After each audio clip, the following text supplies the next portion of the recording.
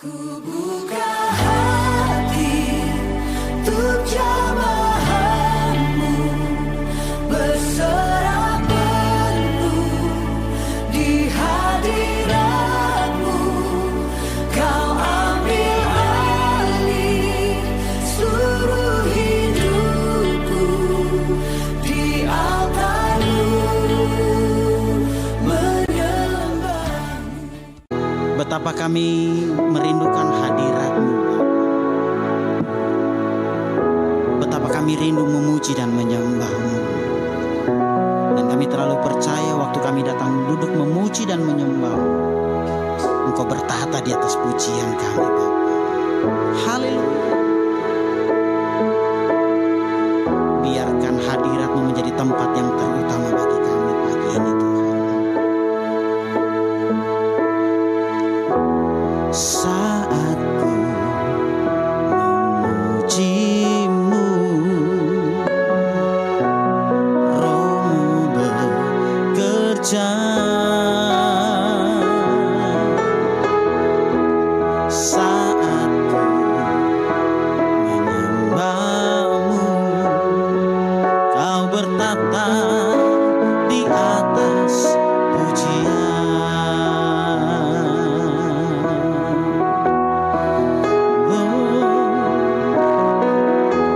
Saat ku memuji-Mu, Roh-Mu bekerja. Saat ku menyembah-Mu, Kau bertata di atas pujian. Ku angkat hatiku, ku pandang kekudusan-Mu. Saat ku sembah, ku puji-Mu, ku rasakan kehadiran-Mu, Tuhan. Ku angkat hatiku, ku pandang kekudusan-Mu. Saat ku sembah, ku puji-Mu, ku rasakan kehadiran-Mu, Tuhan. Ku angkat hatiku, ku pandang kekudusan-Mu. Saat ku sembah, ku puji-Mu, ku rasakan kehadiran-Mu, Tuhan. Ku rasakan kehadiran-Mu, Tuhan. Ku rasakan kehadirat-Mu, Tuhan.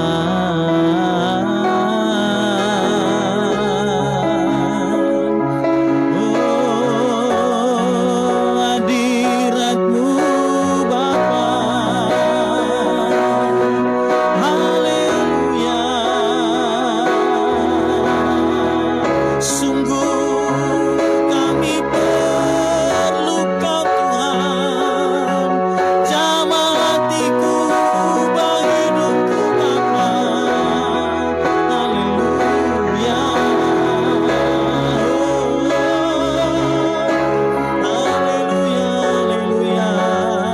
Sungguh ya Tuhan, tiada Allah seperti Engkau, Tuhan.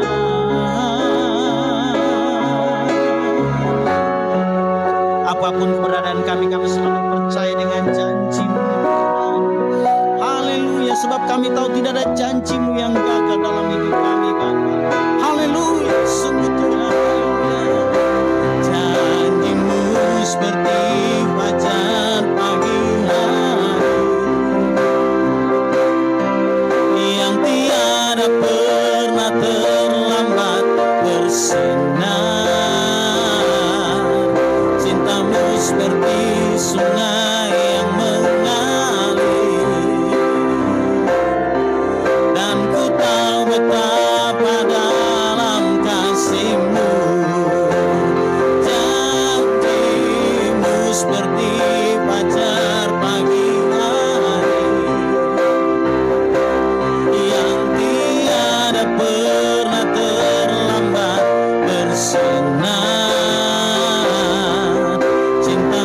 seperti sungai yang mengalir, dan ku tahu betapa dalam kasih-Mu. Dengan segenap hati kami mau berkata, Tuhan, janji-Mu seperti fajar pagi hari yang tiada pernah terlambat bersinar. Cinta-Mu seperti sungai yang mengalir, dan ku tahu betapa dalam kasih-Mu, dan ku tahu betapa dalam kasih-Mu bagiku Tuhan, dan ku tahu betapa dalam kasih-Mu.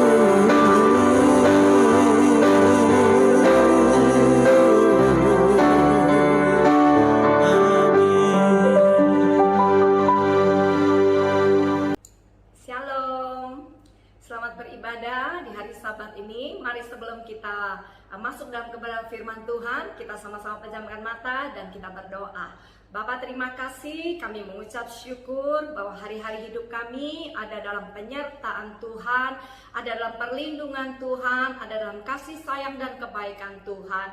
Ini waktunya kami mau duduk diam, menenangkan pikiran hati, roh kami, untuk kami boleh menerima kebenaran-Mu, karena kebenaran-Mu adalah kebenaran yang akan memerdekakan setiap kami. Oleh sebab itu, materaikan dengan darah Yesus, setiap firman yang kami dengar tidak akan pernah kembali dengan sia-sia, tapi setiap kebenaran firman akan tumbuh berakar dalam hidup kami, menghasilkan pribadi-pribadi Kristus, sehingga kemanapun kami pergi, dimanapun kami ditempatkan, hidup kami menjadi berkat bagi banyak-banyak orang. Nama Tuhan dipermuliakan. Kami siapkan hati, pikiran, roh, jiwa, tubuh kami untuk kami masuk dalam ibadah hari ini, dan kami terima firman-Mu di dalam nama Tuhan Yesus. Haleluya. Amin. Shalom, apa kabar semuanya? Saya yakin dan percaya semuanya sehat-sehat, diberkati Tuhan, ada dalam perlindungan Tuhan, menikmati kasih sayang Tuhan setiap hari. Nah saudara, hari ini adalah hari yang ke-10 di mana kita masuk dalam masa-masa Pentakosta, di mana orang-orang pada zaman itu menanti-nantikan kedatangan Roh Kudus yang dijanjikan. Tapi saya yakin dan percaya hari ini Roh Kudus ada bersama-sama dengan kita. Nah mungkin beberapa dari kita sudah sering mendengar bahwa ayo berdoa, kita minta Roh Kudus memenuhi kita. Tapi tahukah saudara bahwa sesungguhnya ketika kita menjadi orang-orang yang percaya bahwa Yesus adalah Tuhan, maka janji itu sesungguhnya sudah digenapi di dalam diri kita. Karena Roh Kudus sudah diberikan, bukan lagi diminta, tetapi sudah diberikan, dan Roh Kudus ada bersama dengan kita. Nah hari ini kita khusus bicara tentang Holy Spirit, kita khusus bicara dengan Roh Kudus, supaya kita ini bisa menyadari bahwa kekuatan manusia tidak bisa melakukan hal-hal supranatural. Kekuatan manusia memiliki yang namanya kemampuan ataupun kekuatan yang terbatas, tetapi bersama dengan Tuhan yang Dia manifestasikan dengan kuasanya melalui Roh Kudus di dalam kita, itu yang membuat kita menjadi orang-orang yang istimewa, itu yang membuat kita menjadi orang-orang yang luar biasa.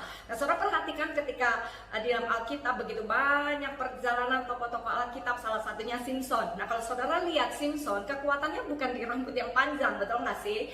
Nah beberapa guru sekolah minggu mengajarkan kepada anak-anak bahwa Simson kekuatannya karena rambutnya nggak pernah dipotong gitu ya.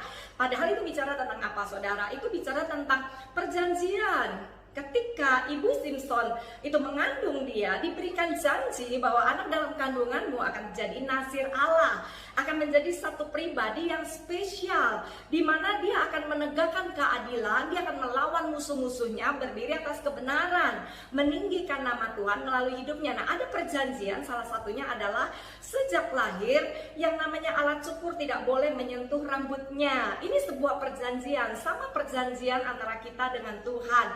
Ketika kita menyerahkan seluruh hidup kita, percaya bahwa Yesus itu adalah Tuhan yang hidup, mati di atas kayu salib, pada hari ketiga dia bangkit, dia memberikan kemenangan, bahkan alam maut dia kalahkan, supaya saudara dan saya menerima surga yang kekal. Amin saudara.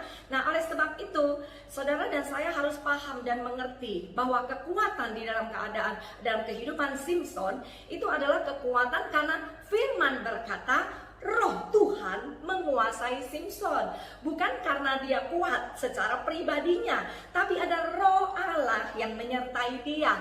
Sehingga setiap kali dia berperang, setiap kali dia melawan musuh, setiap kali dia berhadapan dengan binatang buas, walaupun dengan tangan kosong dia bisa merobek yang namanya mulut singa.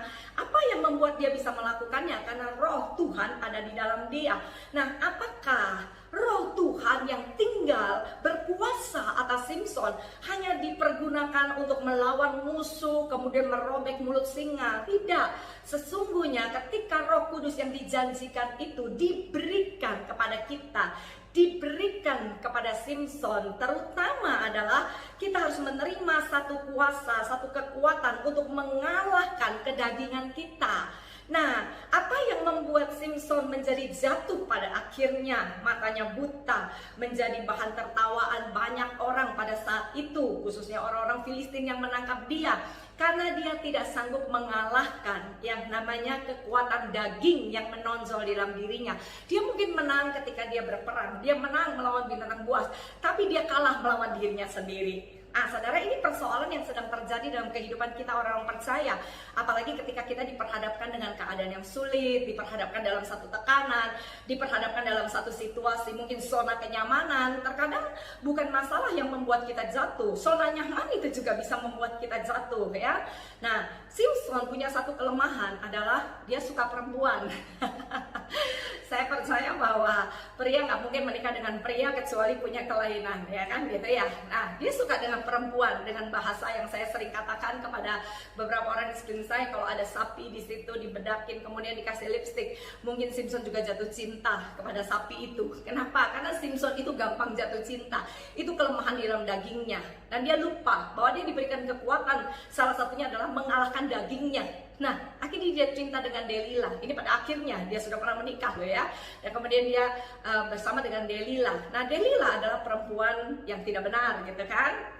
Sehingga dia bukan cinta kepada Simson, dia cinta kepada uang gitu ya. Akhirnya orang-orang Filistin itu membujuk kepada Delila untuk bagaimana dia bisa menggoda, membujuk yang namanya Simson supaya memberitahukan bagaimana dia bisa menjadi kuat dengan tawaran diberikan uang. Dan satu kali dia membujuk Simson, ternyata Simson berbohong. Kemudian yang kedua kali Simson juga berbohong. Nah pada akhirnya dia terus meracun, dia terus menggoda, dia terus membujuknya. Dan akhirnya Simson tidak kuat. Kata Alkitab loh ya, bapak-bapak, pria-pria, hati-hati dengan wanita-wanita yang suka manja-manja gitu ya. Lihatlah istrimu, itulah yang terbaik, amin. Nah akhirnya saudara, Simson mengakui bahwa kekuatan yang ada padanya itu karena rambutnya tidak pernah dipotong. Nah sebenarnya itu bukan kekuatan yang ada di dalam Simson, itu sebuah perjanjian. Nah ketika perjanjian itu dilanggar, pada saat itulah Roh Tuhan meninggalkan dia. Pada saat itulah tidak ada kekuatan kuasa yang ada di dalam dia, sekalipun dari awal dia adalah orang pilihan Tuhan. Yang terjadi adalah pada saat yang terakhir kalinya orang-orang Filistin datang menangkap dia, dia berkata, seperti yang sudah-sudah, Tuhan akan membebaskanku dan melepaskanku. Itu kata Simson. Tetapi Alkitab mencatat, Simson tidak tahu bahwa pada saat itu Tuhan sudah meninggalkan dia. Mari saudara, kita baca ayat yang satu ini supaya kita tahu bahwa Ibu Valen gak bohong deh, itu ada di dalam Alkitab. Saya percaya dengan apa yang tertulis dalam Alkitab, karena firman Alkitab kita adalah kebenaran di atas kebenaran. Amin. Mari saudara, kita buka di dalam Hakim-Hakim 16 ayat yang ke-20. Lalu berserulah perempuan itu, orang Filistin menyergap engkau Simson, maka terjagalah ia dari tidurnya, serta katanya, seperti yang sudah-sudah, aku akan bebas dan akan meronta lepas. Ini menurut Simson lah ya. Tetapi tidaklah diketahuinya bahwa Tuhan telah meninggalkan dia. Nah saudara, tidaklah dia tahu bahwa Tuhan telah meninggalkan dia karena dia melanggar perjanjian yang dibuat Tuhan dengan orang tuanya, kemudian diberitahukan kepada dia, dan yang dia alami sejak masa kecilnya sampai menjadi dewasanya. Dia kehilangan Tuhan secara pribadi di dalam dirinya. Dia kehilangan kuasa yang Tuhan percayakan kepadanya. Karena apa? Melanggar perjanjian, melanggar firman, ada dosa di dalam kehidupannya. Nah, kekuatan itu bukan hanya bicara ketika kita orang-orang karismatik, kita orang-orang percaya yang dipenuhi Roh Kudus, kemudian seperti kebiasaan setiap tahun, kebiasaan mungkin setiap minggu kita berbahasa roh, kita bergetar-getar begitu ya. Kemudian kita merasa sudah bahwa Roh Kudus memenuhi hidupku, tinggal di dalam aku. Tapi persoalannya, bagaimana Roh Kudus bekerja di dalam kehidupan kita? Bagaimana kita benar-benar bersekutu dengan Dia? Kemudian bagaimana kita menyadari bahwa di mana saja apapun yang kita kerjakan dalam segala situasi, Dia ada bersama dengan kita. Sehingga kita tidak mudah terjerat dengan tipu daya setan. Kita tidak mudah jatuh di dalam yang namanya keinginan-keinginan daging. Kita tidak mudah hidup dengan cara dunia hidup, tetapi kita hidup sesuai dengan perjanjian dan sesuai dengan firman Tuhan yang sudah diberikan buat kita, yaitu Yesus secara pribadi, firman secara Alkitab yang dikatakan Dia adalah Allah itu sendiri. Dan ketika firman tinggal di dalam kita, kita tinggal di dalam Dia. Firman berkata, minta apa saja, maka surga di dalam nama Tuhan Yesus akan memberikan segala sesuatunya kepadamu dan kepada saya. Amin, saudara. Simpson kalah. Dia kalah karena dia tidak tahu bahwa kuasa itu salah satunya adalah untuk dirinya sendiri, bukan hanya untuk berperang, hanya untuk berdoa, untuk miskin menjadi kaya, kemudian tidak punya mobil, tidak punya rumah, gitu ya. Tumpang tangan orang sakit sembuh. Terlebih lagi yang terpenting adalah bahwa firman, kekuatan kuasa Roh Kudus itu mengerjakan hal yang baik dalam hidup kita, supaya kita pergi kemana saja kita jadi saksi Tuhan. Seturut dengan firman katakan bahwa ketika murid-murid menanti-nantikan Roh Kudus dicurahkan, Roh Kudus diberikan seperti janji Tuhan. Loh, mungkin saudara berkata, iya kak Bu, kalau benar sih Tuhan kasih janji, tapi kan kita harus nunggu gitu ya. Coba kita lihat, kita memang menunggu, tapi hari ini saya percaya kita hidup di zaman kasih karunia di mana Roh Kudus tinggal diam di dalam saudara dan saya. Dan ada satu hal yang Tuhan sudah katakan, bahwa Dia akan minta kepada Bapa ya, untuk memberikan Roh Kudus kepada kita murid-muridnya. Dan saya percaya bahwa Roh Kudus diberikan buat saudara dan saya. Ini tidak bicara tentang berbahasa roh, tidak berbahasa roh, gereja karismatik, GKI, GBI, Katolik, dan semua terserah saudara.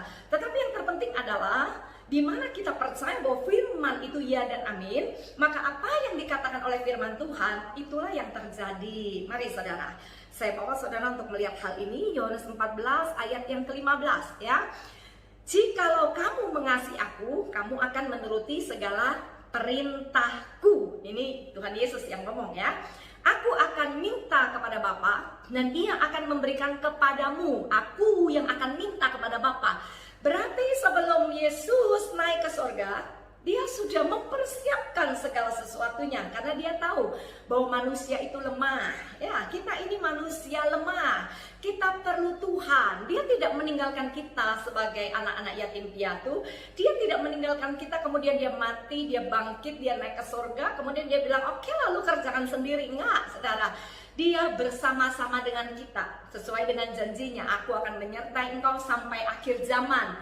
Dan pada saat itu Dia minta pribadinya sendiri, yang Dia sebut Roh Penolong, yang Dia sebut Roh Kebenaran, yang Dia sebut Roh Penghibur, yang Dia sebut Roh Penginsyaf untuk menuntun menjaga hidup kita.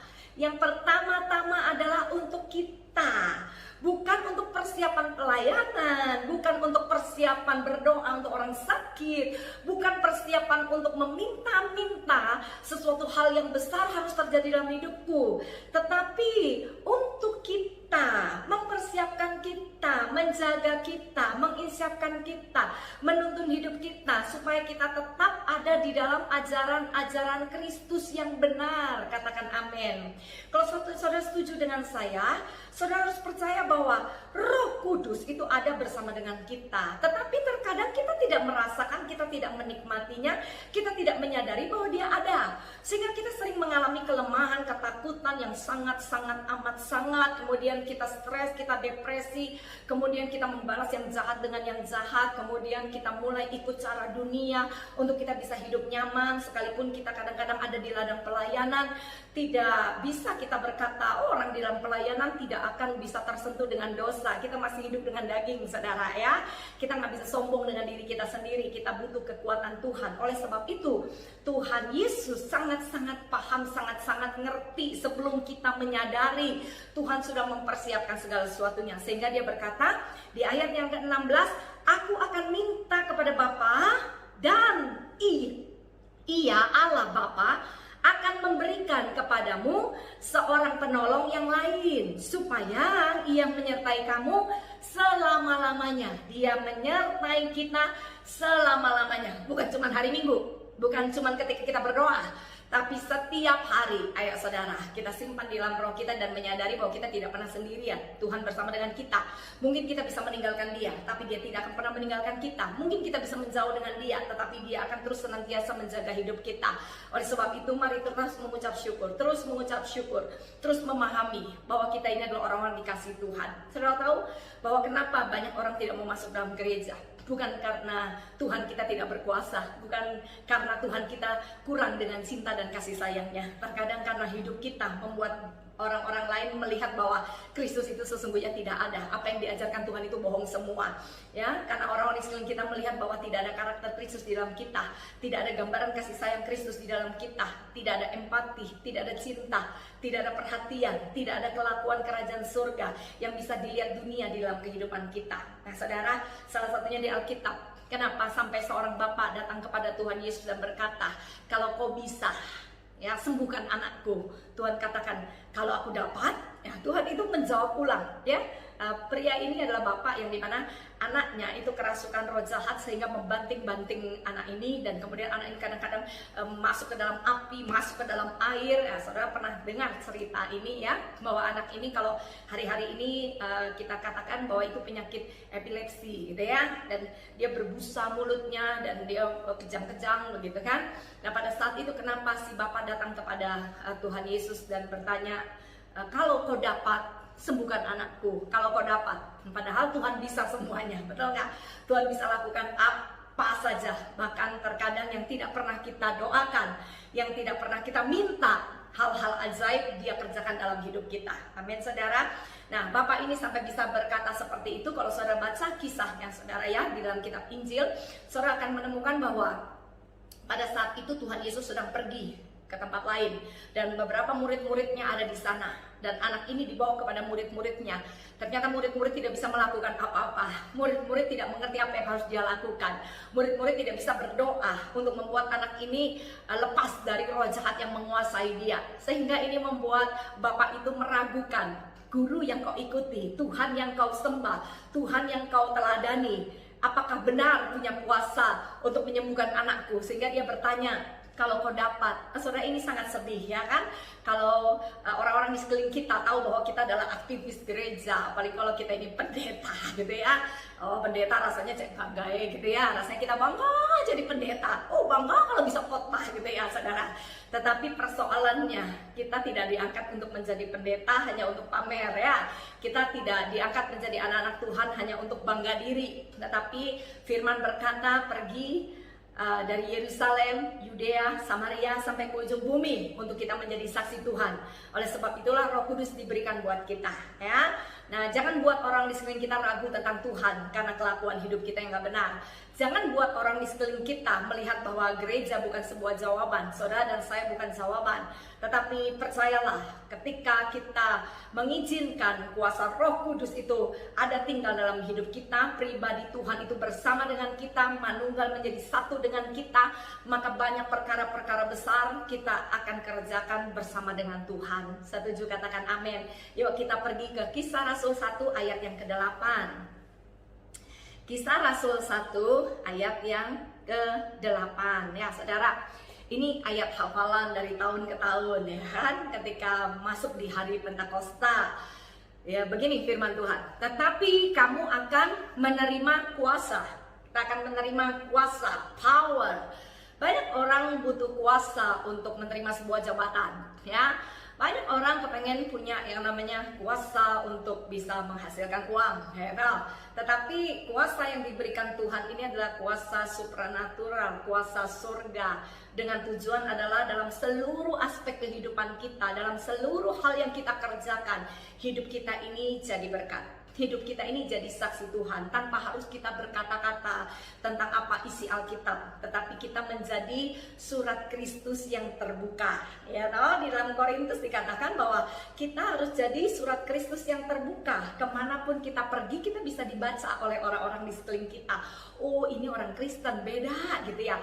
Oh, ini anak Tuhan, beda. Kelakuannya beda, cara ngomongnya beda, senyumnya, sukacitanya, semangatnya beda. Padahal ini kondisi yang tidak baik, ini kondisi yang menekan. Dan kita tahu bahwa orang ini ada masalah, tapi kok nggak pernah lihat dia stres, nggak pernah lihat dia sedih, ya saudara. Nggak perlu dijawab, oh ibu kau nggak tahu ya kalau saya berdoa tuh nangis-nangis tuh sampai stres, gitu. Nggak usah saudara. Yang terpenting adalah hidup kita jadi saksinya Kristus. Banyaknya ucapan terkadang tidak berguna ketika orang mengenal siapa kita, bahwa kelakuan hidup kita nggak sama dengan yang kita ucapkan. Ini hati-hati loh saudara, jangan jadi batu sandungan, tapi kita ditetapkan untuk menjadi batu sentuhan bagi banyak orang. Amin saudara. Itu juga berguna untuk hidup kita. Karena apa? Orang benar, orang jujur, orang tulus adalah orang-orang yang dikenal oleh Tuhan. Dan orang-orang yang dikenal oleh Tuhan akan menikmati hal-hal yang baik dalam hidupnya. Setuju, katakan amin ya. Tetapi kamu akan menerima kuasa kalau Roh Kudus turun ke atas kamu, dan kamu akan menjadi saksiku. Itu kata Tuhan ya. Kamu akan jadi saksiku di Yerusalem, di seluruh Yudea, Samaria, sampai ke ujung bumi. Kita akan jadi saksinya Tuhan, memberitakan tentang Yesus lewat hidup kita. Kalau ada kesempatan, kita menceritakan tentang kebaikan yang Tuhan percayakan dalam hidup kita, yang Tuhan berikan buat kita. Nah saudara, kenapa banyak dari kita anak-anak Tuhan tidak menikmati kuasa itu bekerja, tidak mengalami pengalaman hidup secara pribadi dengan Tuhan? Karena seperti ini saudara, saya coba kasih satu contoh. Suatu saat ada bapak ya, dia membawa paket, misalnya atas nama saya buat Ibu Valen, gitu kan. Sampai di depan rumah, dia ketuk pintu. Saya dengar tapi saya nggak mau buka, karena saya pikir saya juga nggak pesen apa-apa sih gitu ya. Saya nggak pesen Gojek, saya nggak pesen Grab gitu. Buat apa juga saya buka pintu? Saudara, mungkin setengah jam dia ketuk-ketuk pintu dan dia teriak paket gitu ya. Saya nggak buka pintu. Akhirnya nih bapak berpikir bahwa di dalam rumah ini tidak ada orang dan dia pergi, ya kan? Dia pergi. Dan kemungkinan kemudian saya ditelepon juga, bunyi ada paket, dan saya bilang saya nggak pernah loh pesan sesuatu gitu. Saya nggak pernah pesan sesuatu, padahal ada orang yang ngirim. Ini nih misal ya, nggak mungkin dong kalau kita dikirimin orang barang atau kita dapat yang namanya berkat, pasti cepat sekali kita buka pintu ya kan gitu. Itu berkat jasmani ya. Ini saya bicara tentang Roh Kudus yang sudah diberikan oleh Bapa di surga ketika Yesus berjanji untuk memintakannya buat kita. Hanya diperlukan satu hal untuk kita bisa menerimanya. Kita buka hati kita, buka pikiran kita, bahwa saya bukan Kristen karismatik. Mungkin kadang mikir gitu ya, ngapain juga terima Roh Kudus gitu ya, yang penting kita terima firman. Soalnya firman itu secara hurufiah terkadang kita baca katanya nggak ngerti-ngerti gitu Bu Valen. Saya nggak ngerti-ngerti, baca juga nggak ngerti-ngerti ya, karena firman itu roh ya, kita harus bisa diterjemahkan secara roh. Nah kita perlu Roh Kudus dan mempercayai bahwa dia itu ada. Itu aja. Saya nggak bicara tentang manifestasinya, saya bicara tentang kau harus percaya, saya harus percaya bahwa dia itu ada, dia sudah diberikan untuk kita, sehingga kita bisa ngobrol dengan dia yang pribadi yang hidup itu, dan kita bisa bertanya, kita bisa merenung bersama dengan dia, karena Roh Kudus itu adalah guru yang terbaik, guru agung dalam hidup kita.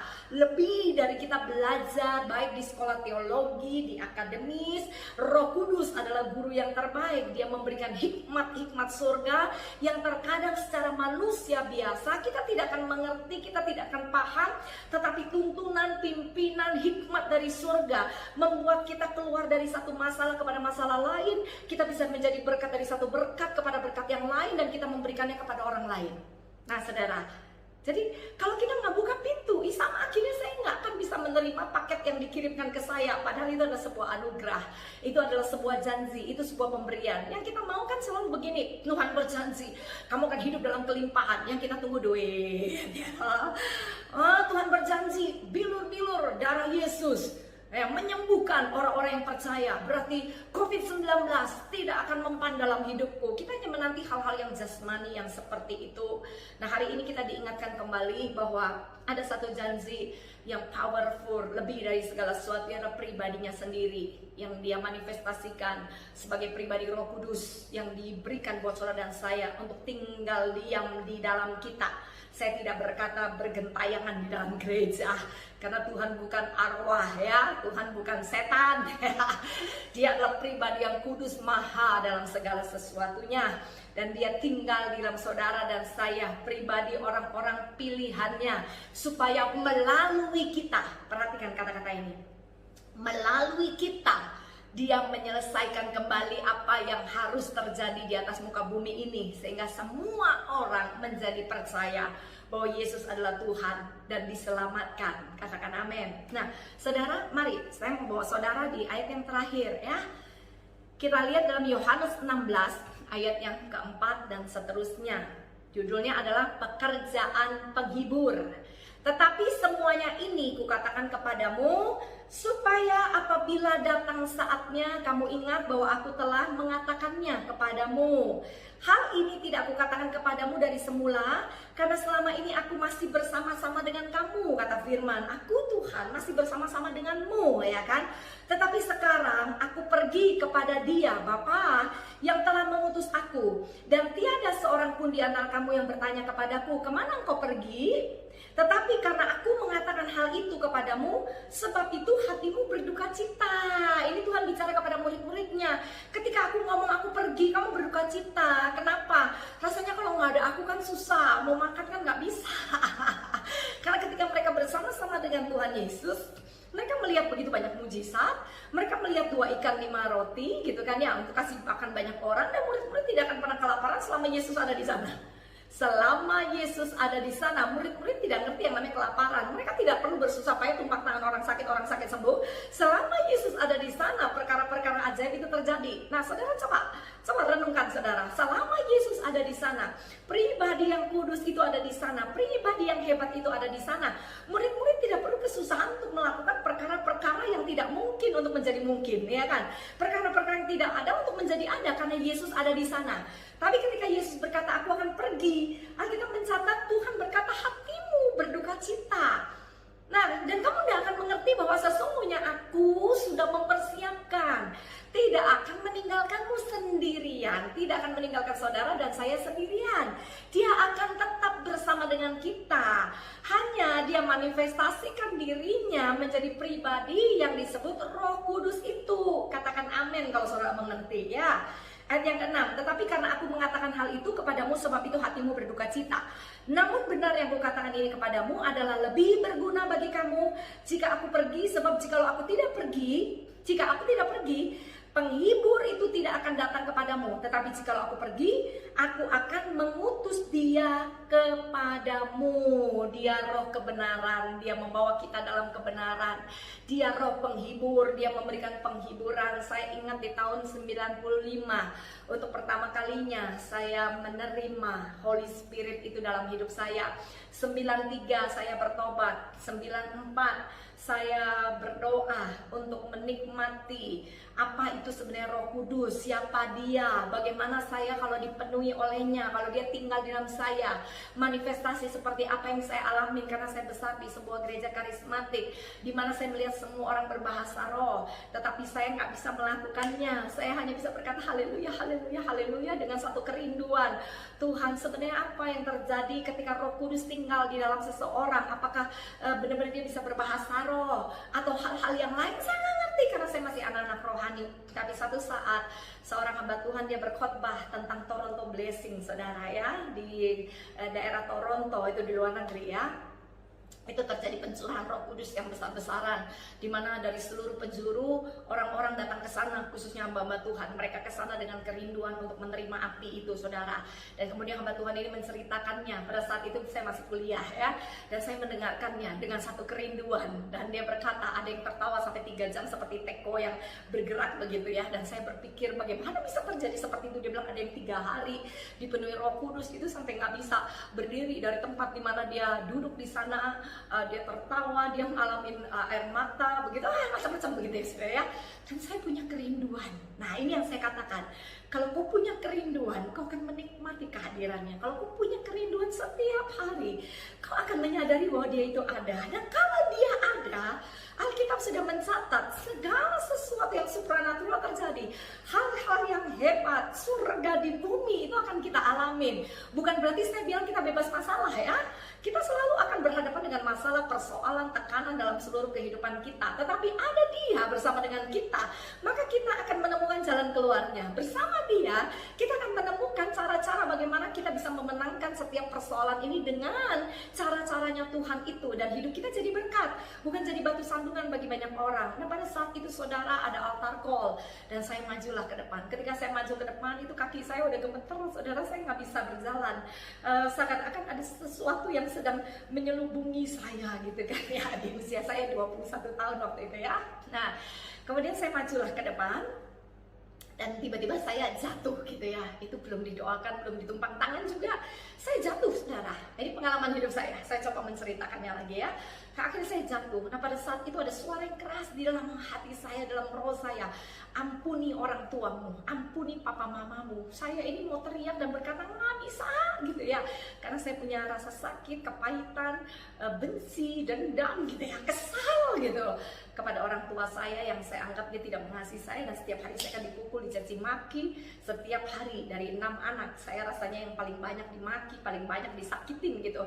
Jadi saya anggap bagaimana bisa saya mengampuni mereka. Tetapi itulah kuasa Roh Kudus. Dia memberikan penghiburan, dia menginsyafkan, dia membawa kita kepada sebuah kebenaran. Jadi bukan hanya gemetar-gemetar kemudian kita berbahasa baru. No. Ada hal yang dia kerjakan dalam hidup kita supaya hidup kita ini benar-benar mengalami kebebasan, mengalami kemerdekaan sebagai umat kepunyaan Tuhan, orang-orang pilihan Tuhan, di mana kita ditebus oleh darah Yesus. Amin, saudara. Dan saya mulai tertawa pada saat itu. Saya merasa ada satu tekanan di dalam hati saya, ada tekanan di perut saya, dan saya seperti mau ngomong sama Tuhan, saya nggak bisa ngampuni mereka. Tapi ada satu pribadi yang di depan saya itu, satu pribadi yang besar, maha dalam segala sesuatu. Saya nggak bisa lihat jelas pada saat itu, tapi pada saat itu saya tahu dia Tuhan. Kemudian saya berteriak, saya bilang, ya saya ampuni, saya gitu ya. Nah, pada saat itu sukacita itu memenuhi saya. Saya bisa tertawa tanpa bisa berhenti selama 1,5 jam, saudara. Ibadah udah selesai. Kalau altar call kan berarti itu akhir dari ibadah ya. Saya udah nggak bisa berdiri, udah tertawa sambil menangis, tertawa menangis. Udah, saudara bisa bayangin jeleknya seperti apa ya. Akhirnya saudara, saya dibawa naik kursi roda ya. Saya ditaruh di kursi roda dan saya dibawa turun dengan lift, karena pada saat itu gereja kami ada liftnya ya. Saya turun dengan lift, dibawalah pergi ke ruang doa di lantai 1 gitu kan. Tapi harus melewatin satu lorong di mana di situ nggak ada tembok, nggak ada pagar, banyak bapak-bapak becak di situ nunggu jemaat pulang gitu ya. Dan mereka melihat saya, dan mereka berkerumun, mereka datang kepada saya, dan mereka berkata-kata, mereka bilang begini, aduh kasihan ya nih Noni, ya ini bahasa Surabaya ya, ini Noni nom gendeng ya gitu ya, masih muda gila katanya gitu. Saya mau teriak dan saya bilang, saya nggak gila gitu kan. Tapi apa boleh buat, saya nggak bisa ngomong yang lain kecuali tertawa, dan bibir saya bergetar, saya nangis. Ada sesuatu yang dia lepaskan di dalam saya, dia berikan saya sukacita yang penuh. Sejak hari itu saya tahu bahwa manusia tidak bisa memberikan penghiburan buat saya, tetapi kehadiran Tuhan itu membebaskan dan memerdekakan rasa sakit saya sejak saya kecil sampai pada saat usia itu, saudara. Dan sampai hari ini saya tahu dia adalah penghiburan dalam hidup saya. Dalam segala keadaan saya tahu dia tidak pernah meninggalkan. Dan saya ingin membagi ini buat saudara, karena ini adalah sebuah kebenaran. Bukan karena saya pendeta atau hamba Tuhan saya menceritakan dan saya khotbah ini hari ini, tetapi saya mau katakan dia sungguh-sungguh ada. Dia pribadi yang hebat, dia pribadi yang mencintai saudara dan saya. Whatever apa yang sedang terjadi hari ini, tapi dia ada bersama dengan engkau dan bersama dengan saya. Setuju, katakan amin. Dan yang sangat terakhir, kita lanjutkan saudara ya, di ayat yang ke-8 Dan kalau ia datang, ia akan mengisyapkan dunia akan dosa. Itulah tadi dia ngajarkan saya untuk bisa mengampuni, ya, mengampuni. Karena pengampunan itu adalah basic sesungguhnya dari kekristenan kita. Karena kasih itu adalah mengampuni. Oleh sebab itu jangan simpan dendam, jangan simpan sakit hati, jangan simpan kemarahan di dalam diri kita. Karena semua itu adalah racun yang akan menghancurkan hati kita, sehingga kita menjadi jauh dari Tuhan dan kita lepas dari semua janji yang Tuhan berikan buat kita. Itu salah satu tipu daya setan. Amin, saudara. Dan dikatakan ia akan mengisapkan dunia akan dosa, kebenaran dan penghakiman akan dosa, karena mereka tetap tidak percaya kepadaku akan kebenaran, karena aku pergi kepada Bapa dan kamu tidak melihat aku lagi, akan penghakiman karena penguasa dunia ini telah dihukum. Nah, saudara, coba ya saudara, di ayat yang ke-14 kita langsung lompat ya. Ia akan memuliakan aku sebab ia akan memberitakan kepadamu apa yang diterimanya daripadaku. Orang-orang yang mengalami pribadinya, ya, bukan perbuatan-perbuatannya, pribadinya yang menghibur, menginsapkan, yang menuntun, dan kita menyadari bahwa dia bersama dengan kita. Salah satunya yang akan terjadi dalam hidup kita adalah kita suka memuliakan Tuhan, ya, bukan hanya menyanyi menyembah, tapi seluruh kehidupan kita hidup tidak mempermalukan Tuhan, tapi kita hidup benar-benar memuliakan Dia. Dari tutur kata kita, cara berpikir kita, ekspresi hidup kita itu benar-benar memuliakan Tuhan. Terutama ketika Roh Kudus ada dalam kita, setiap perkataan kita itu mengandung kuasa, ya saudara. Apapun yang kita katakan itu mengandung kuasa. Dan saudara boleh baca di rumah 1 Raja 17 ayat yang pertama. Dikatakan bahwa pada saat itu Elia bernubuat dan Elia katakan, hujan tidak akan turun kalau tidak kukatakan. Oh, ini hebat saudara. Manusia biasa tapi dia berani untuk bicara. Kalau aku tidak ngomong, kalau aku tidak berkata-kata, hujan turun, maka hujan tidak akan turun. Karena sebelumnya dia bernubuat bahwa hujan tidak akan turun di Israel. Untuk apa sebenarnya? Membawa bangsa ini, Raja Ahab, kembali hatinya kepada Tuhan. Dan lewat hidup saudara dan saya, hati-hati dengan perkataan. Karena orang-orang yang dipenuhi dengan roh Tuhan, orang-orang yang bersama dengan Tuhan, di dalam lidahnya, di dalam mulutnya, itu ditaruh kuasa. Ada kuasa perkataan. Setiap apa yang kita katakan, itulah yang terjadi. Oleh sebab itu, saudara, ketika kita tahu Roh Kudus bersama dengan kita, kuasailah hidup kita sepenuhnya bersama dengan Dia, supaya di akhir zaman ini, ya saudara, kalau pada waktu Tuhan memanggil kita, kita harus kembali, kita benar-benar adalah orang yang berkenan. Kalau kita diberi kesempatan untuk tetap hidup, jadilah berkat bagi banyak orang dan bawalah banyak jiwa kepada Kristus, supaya ketika benar-benar masa itu sudah selesai, ya, maksud kata firman, pemulihan terjadi di mana-mana, Tuhan akan datang untuk kedua kalinya. Banyak orang bukan binasa, tetapi diselamatkan lewat hidup saudara dan saya. Kalau saudara setuju dengan saya, mari sama-sama katakan amin. Kita pejamkan mata dan kita berdoa. Bapa, terima kasih, hamba-Mu ini selesai. Tapi aku yakin dan percaya kuasa Roh Kudus akan terus mengajar, mendidik, mendewasakan setiap kami, untuk kami terus memahami setiap apa yang Tuhan inginkan, apa yang Tuhan sedang kerjakan, dan kami meresponinya dengan benar, sehingga ketika kami hidup untuk memuliakan Engkau. Terima kasih Bapa. Apapun yang terjadi dari awal sampai akhir ibadah kami sepakat bersama-sama tidak mengambil mencuri apapun yang daripadamu, terutama kemuliaan, pujian, dan kehormatan. Semuanya kami kembalikan hanya bagi Engkau, di dalam nama Tuhan Yesus. Haleluya, amin. Tuhan Yesus memberkati.